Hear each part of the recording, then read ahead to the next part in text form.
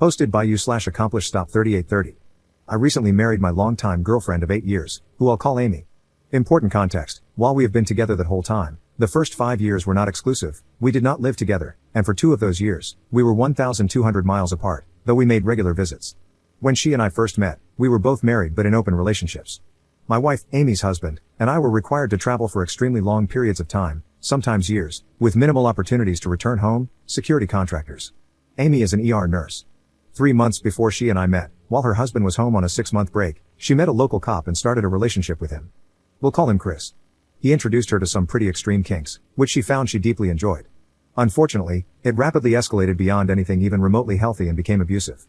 This began to rapidly destroy her marriage and family, and despite her husband giving her an ultimatum, she persisted. I was unaware of the abusive and obsessive nature of her relationship with Chris until Amy's husband told me. I had noticed that Amy was becoming increasingly erratic, but I had no explanation. I broke it off with Amy. A month later, she reached out, saying she had realized how toxic the relationship was, that she had broken up with Chris, blocked him, and, if I was interested, would like to start seeing me again. I verified this with her husband, then started sleeping with her again. It was still very much a booty call level relationship at this point. From that point on, over the next 8 years, we grew closer and closer and eventually married. However, about 4 years ago, she mentioned that he had reached out to her regarding some pictures she posted, unrelated, and that they had a good conversation where he asked why she had broken it off with him, and they both reached some closure. I noted that while I was glad for her, how could he have contacted her if she had blocked him?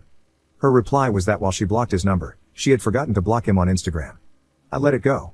A couple of years ago, during a conversation with her friend, I found out that during a medical emergency some years back, after she had supposedly blocked him, it was actually Chris who she called to take her to the ER and stay, not this friend. I confronted Amy, and she said that when she told me she had a friend take her, she just didn't think to explain exactly who it was. This has remained a very touchy subject for me, for all the reasons stated. We are also no longer in an open relationship, now that I have stopped traveling, among other reasons. We moved back to the area, to the same town where Chris was an officer, about 2 years ago. A few months ago, just before we got married, she commented that I could be less touchy about Chris now that we were getting married, and, after all, he had retired and moved to Florida. We're in the Midwest. I asked how she knew that, and she said she had read an article about his retirement. Since he retired as a lieutenant and the first K-9 officer, it was barely possible, but I was unconvinced and asked her point blank if she had been talking to him. She said no, point blank. A week ago, I was reading an article about Belgian Malinois and came across an article about Chris attending the retirement ceremony for his former K-9. The ceremony was only 6 months ago, which means he was in the area until very recently. So I dug into it, and I'm good at it. Now, I have all the dates, times, houses, etc., for the man. He retired 9 months ago and left for Florida right after the K-9 ceremony. However, there is no mention in any article of him moving, and there wouldn't be, since he moved well after retiring. So I confronted Amy, and this time she said Chris reached out to her out of the blue via text, and they chatted.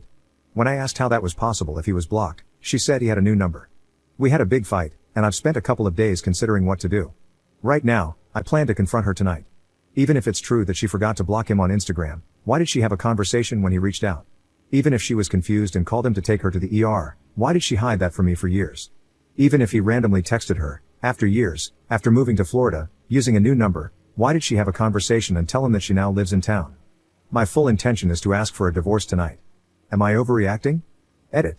For those who've asked for more info, her husband and I are still close. Let's call him Dan. He is still working. The more to the story is that I had a really bad day that left me unable to keep traveling. As soon as I was home full time and, more to the point, laid up and not earning, my wife divorced me and tried to take the money and the kids. No need for details there, but I wound up with the kids, and the money all got burned on attorneys. Amy had always been the one who had to stay home, so she and I started spending a lot of time together doing life things.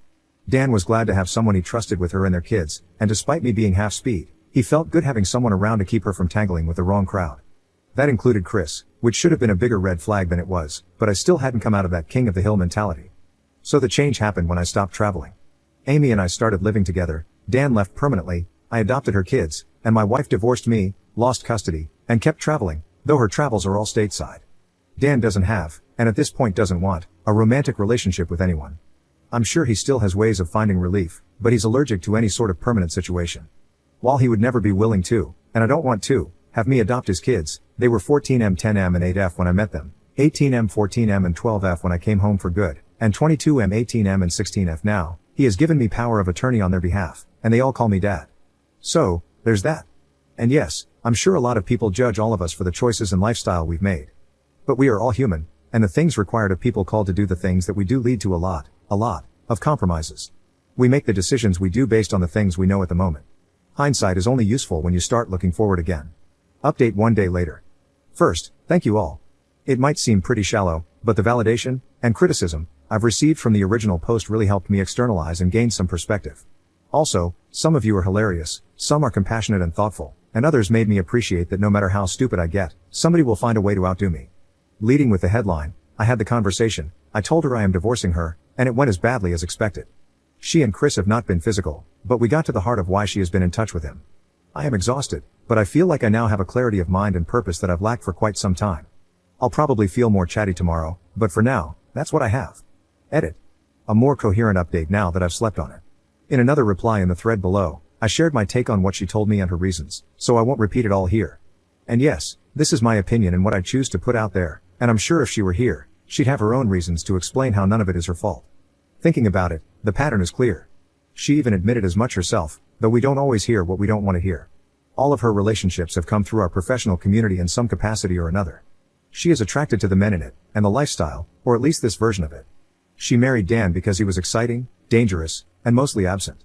She got to have the money, the kids, an exciting husband, and near total independence because he was only home maybe 3 or 4 weeks a year. Given the circumstances, she could also sleep around freely, and so did Dan, to be clear. This was fine until Dan spent an extended period of time at home.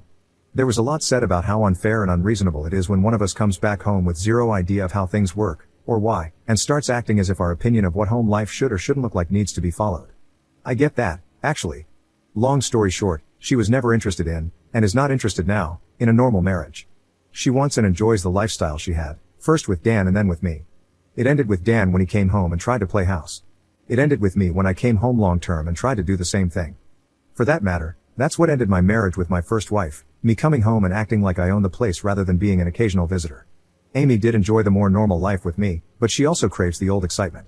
She wants to have her cake and eat it too. So she reached back out to Chris because she enjoyed what they did until Chris went too far, and Dan was about to leave home again, leaving her alone with Chris around. There was a bonus excitement for her at the time because she literally got to watch me confront Chris at our home and send him away. But things have changed since then, and the new circumstances mean she could hook up with Chris and do much more extreme things than she does with me while still having me at the house to keep Chris in check. The only catch is that it's no longer on the up and up, so she and Chris would have to sneak around. Maybe that made it more exciting? It almost worked, but I caught on and realized they were in contact, unraveling the whole thing before they had the opportunity to act on it. To add, Chris definitely scratches a bedroom itch that Dan and I did/do not. Dan and I are similar in that we can enjoy some level of kink, but as it escalates, it becomes much too similar to the work-related things we don't want anywhere near our homes.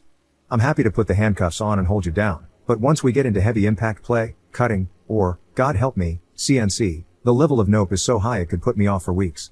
So yeah, in that regard, Chris is a better lover than I am.